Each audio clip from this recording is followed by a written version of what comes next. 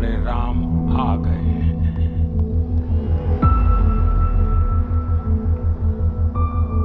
सदियों की प्रतीक्षा के बाद हमारे इस बात से कि मंदिर वही बना है जहां बनाने का संकल्प लिया था।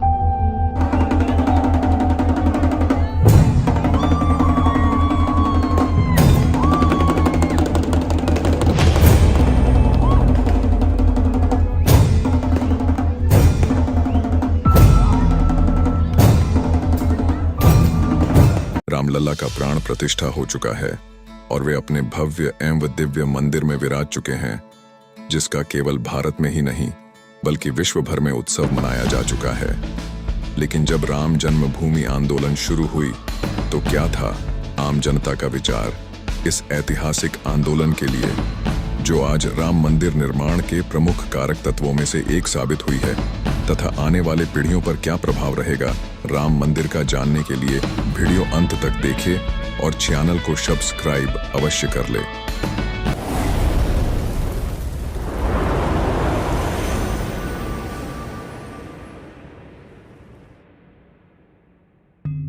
It was totally wrong. That's not the way. I mean, this is not the way politics should play actually. And What is it? I don't like it. Cannot be expected in a civilized country to break something just like this. What's the use of fighting for a mosque or a temple? We are a secular state. Everyone should keep that in mind. These are producing terrorists. It is as good as giving an advertisement in a newspaper, wanted terrorists. यह video आम जनता का reaction है राम जन्मभूमि आंदोलन के बारे में। लेकिन क्यों था ऐसा नकारात्मक माहौल उस आंदोलन के लिए जो राम मंदिर निर्माण का सबसे बड़ा कारक तत्व है? तो उसका एक ही जवाब है ब्रेन वॉशिंग, जो कुछ इतिहासकार कहे जाने वाले व्यक्तियों द्वारा किया गया, जिससे आम लोग अपने ही गौरव के विषयों से दूर हो गए।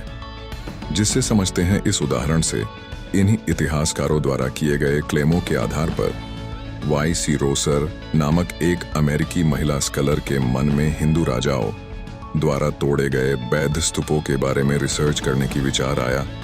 पहले वे हरिवंश मुखिया से मिली, जिन्होंने हिंदुस्तान टाइम्स में इस पर एक लेख लिखे थे।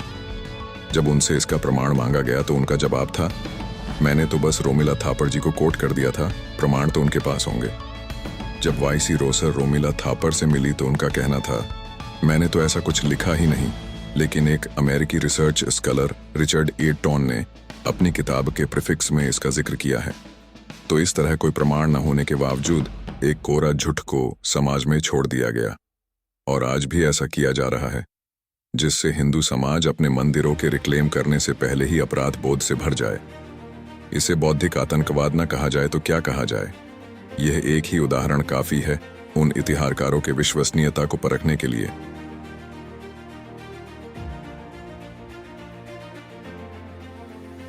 करोड़ों हिंदुओं की आस्था का प्रतीक राम मंदिर भारतीय समाज में अत्यधिक सांस्कृतिक महत्व रखता है। एक विवादित स्थल से एक भव्य मंदिर तक की इसकी यात्रा ने एक सांस्कृतिक क्रांति को जन्म दिया है, जो इसकी भौतिक सीमाओं से कहीं अधिक प्रतिध्वनित होती है। राम मंदिर का निर्माण न केवल लंबे समय से चली आ रही धार्मिक आकांक्षा की पूर्ति का प्रतीक है, बल्कि यह राष्ट्रीय एकता और सद्भाव को भी पुनर्जीवित करता है। जाति, वर्ग और पंथ की बाधाओं को पार करते हुए जीवन के सभी क्षेत्रों से लोग यहाँ एकत्रित होते हैं। ये सांस्कृतिक परिवर्तन मंदिर की दीवारों तक ही सीमित नहीं है। राम मंदिर भारतीय परंपराओं की समृद्ध टेपेस्ट्री को प्रदर्शित करते हुए कला, संगीत और नृत्य का मिश्रण बन गया है।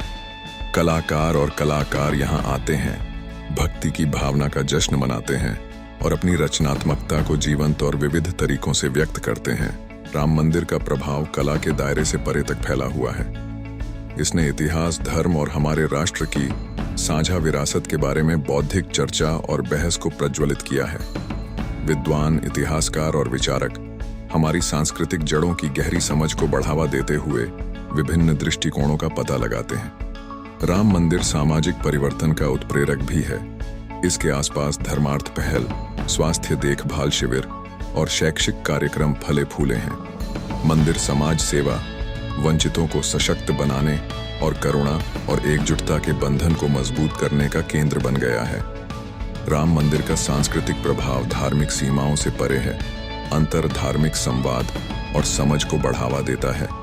विभिन्न धर्मों के लोग शांति, सह अस्तित्व और आपसी सम्मान को बढ़ावा देने के लिए हाथ मिलाते हैं।